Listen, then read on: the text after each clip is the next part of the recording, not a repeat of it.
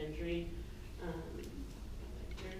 So collegiate, being a collegiate athlete increases the risk because of the time that you spend practicing, playing games. The intensity is a lot higher. Being a woman, you're anatomically predisposed to knee injuries, which I'll touch on further in the presentation. And the medial side of the knee injuries are more common than lateral injuries. And soccer, just in general, the demands that are put on your body and specifically your knee. Soccer being the most popular sport in the world, has such a high population, so you're going to see more injuries. And the demands that soccer is with the quick cutting, acceleration, deceleration, has every single mechanism that you would want for a knee injury. So going over general anatomy, so yeah, femur, tibia, fibula as the bony structures, and then you have your LCL, your MCL, ACL, PCL. For this case study, we're focusing on MCL meniscus. Going more to MCL. The MCL originates on the medial epicondyle femur and inserts on the medial surface of the body of the tibia and is the primary stabilizer of the knee. The meniscus are two pieces of fibrocartilage that are avascular. So as you can see here, the medial meniscus is more of a U-shaped, while the lateral meniscus is more of an O-shape. So because they are avascular, that means they don't have a lot of blood supply. They do have a red zone and a white zone. So the red zone is the outer edge, so it'd be more like this part right here, and that is the part that has the most blood flow within the meniscus. The red-white zone is the middle 1/3, so it's gonna kind of be this area right here. And it's a combination of the two, a little bit of blood flow, not that much, and then you have the white zone, which is the innermost, and that it's the avascular portion of the meniscus. So just kind of like a general rule of thumb, the further that the lesion is on the meniscus, so if it's farther towards the edge, it's more likely to heal. So as I touched on earlier, with the predispositions to injuries, that is the Q angle. So both male and females are predisposed to valgus or medial knee injuries because of the valgus force that your knee is already like anatomically positioned in. So the hips, the way that the femur is pointed inward makes the force in the medial side of the knee greater. The reason why females have a higher risk is because they have bigger hips. Their hips are larger because of childbirth and all that, so that increases that angle, which makes a greater force on the medial side of the knee. There's also some talk that some like chemical hormone imbalances and stuff like that will increase the risk for females as well, but it's not totally researched. So the mechanism of MCL, you have a valgus or twisting force. As you can see here, that valgus force pushing that knee inward. Usually you'll have a pain, like a popping sound with that injury, along with pain and tenderness along the medial part of the knee, swelling of the knee joint, and locking, catching of the knee. For the meniscus, you have a twisting force, usually in partial flexion. Again, you're going to have that popping sound, and you'll have that swelling, difficulty bending and straightening the leg, knee locking up, and pain in the knee, specifically on the joint line. Classifying MCL tears. So there's 3 grades. There's grade 1, 2, and 3. You can see them here. You kind of have like a partial tear here, a little more of a partial tear, and then grade 3 is just total rupture.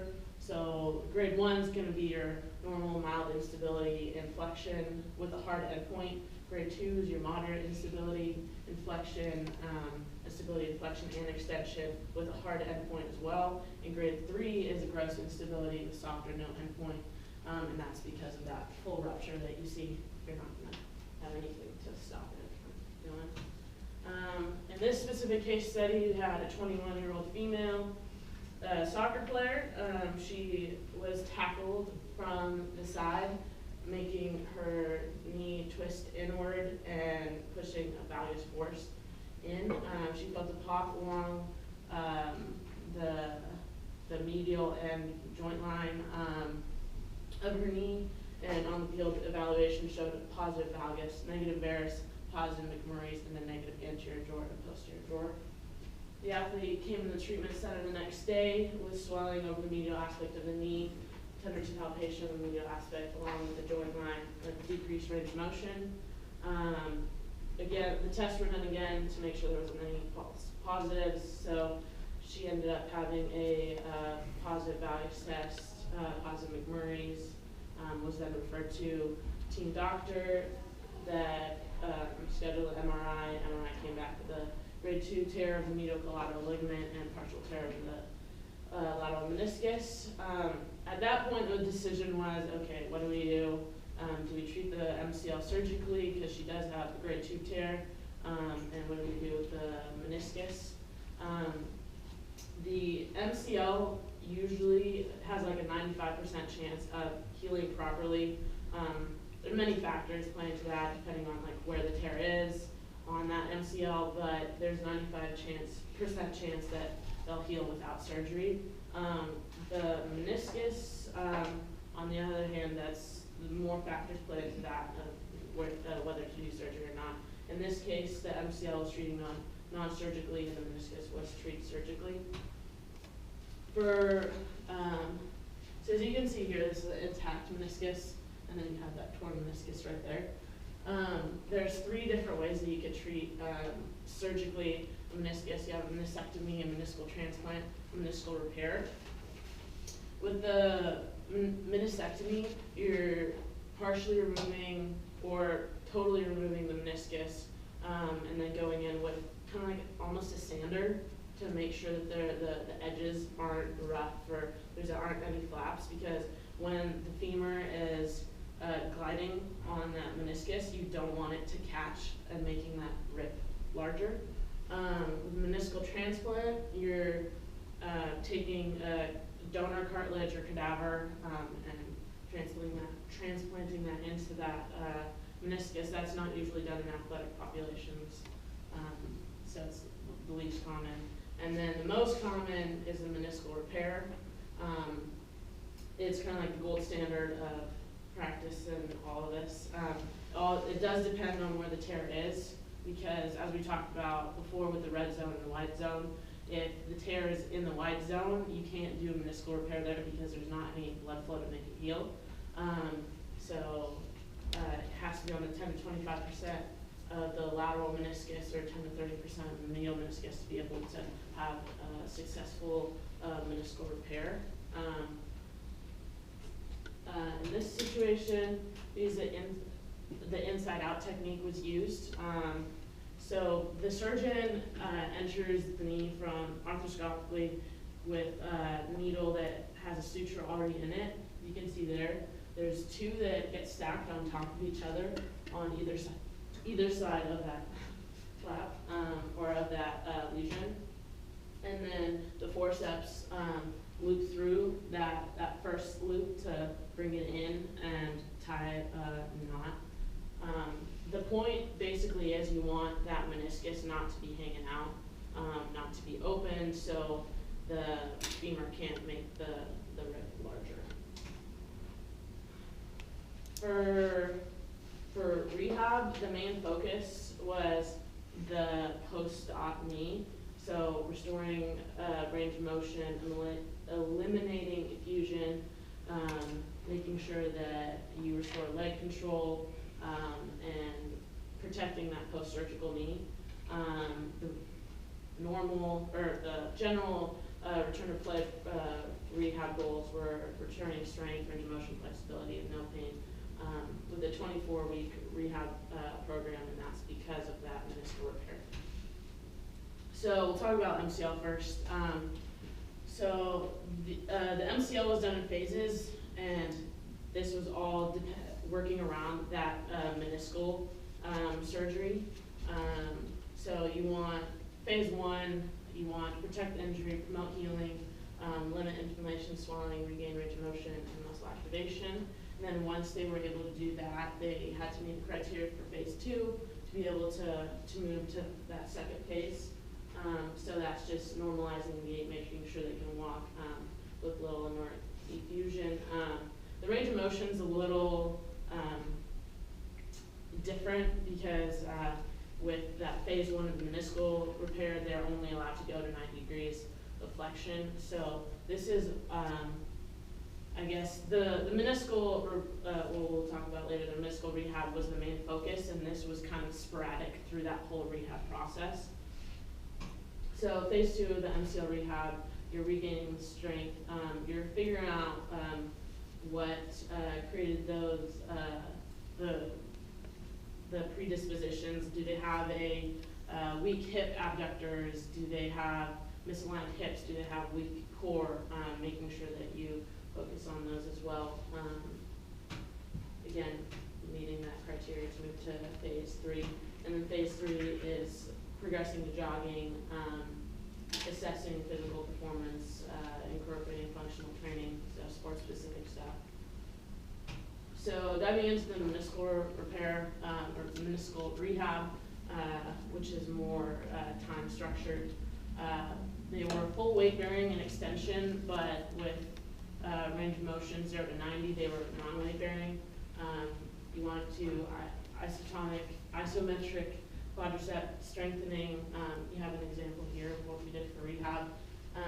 The pull was really important in that, getting that rehab, so you want to make sure that you're focusing on that MCL and meniscus, not just the post-op knee. So the full range of motion was a way to make sure that you're accounting for that MCL as well.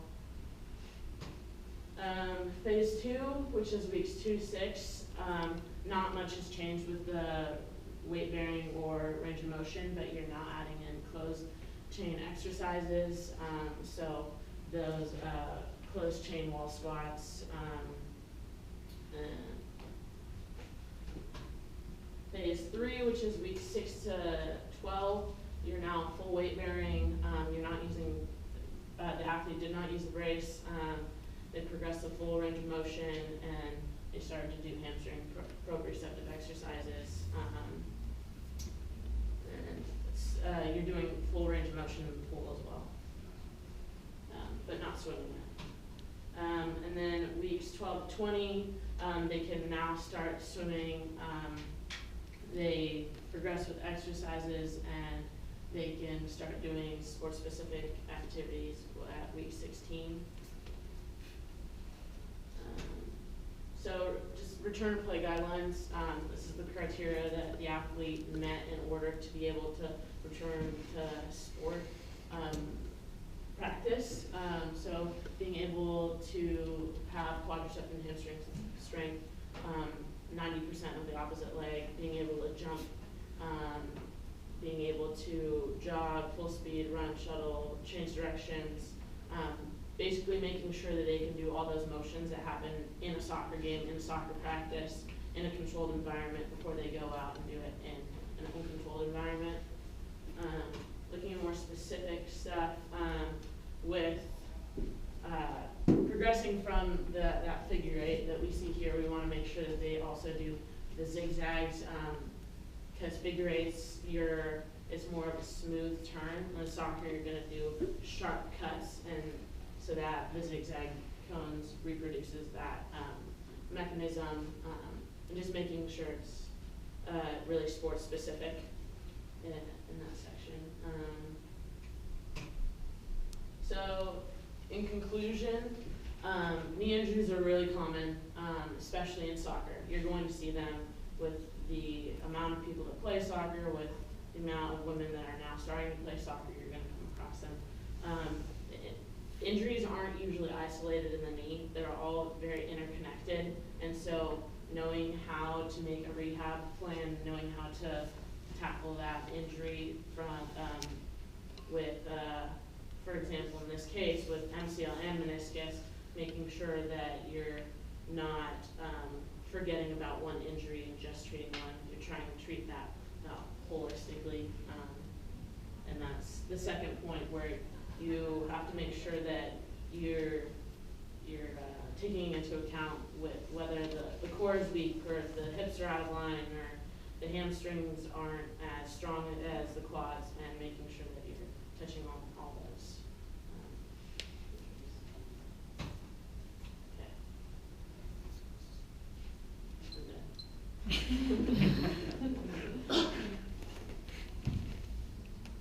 Eli? So the return to play criteria was 90% of strength. Yep. Does that mean they're not ever going to get back to 100% of strength of as compared to the opposite leg? No, they will. That's just before we want them at 90% of strength before they start getting back into that sport-specific exercise. And once they get back in there, then they'll regain that strength. But that's just like the minimum that we want before they can start doing those activities again.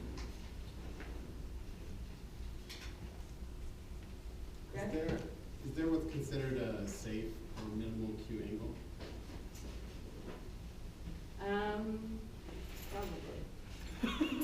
I think it's actually I think it's like below like 70 degrees. But well, if you look at 17. the Q angle, I mean any angle is going to put extra stress on that medial side of the knee. So that's just like how we're built. Like if the tibia wasn't straight and femur wasn't diagonal, then you'd be crossed, right? So it's I don't know. Random question about surgical technique. Just trying to visualize this. When sewing, you take the needle through and then you have to turn it around and go back the other direction. With the knee closed, how do you do it?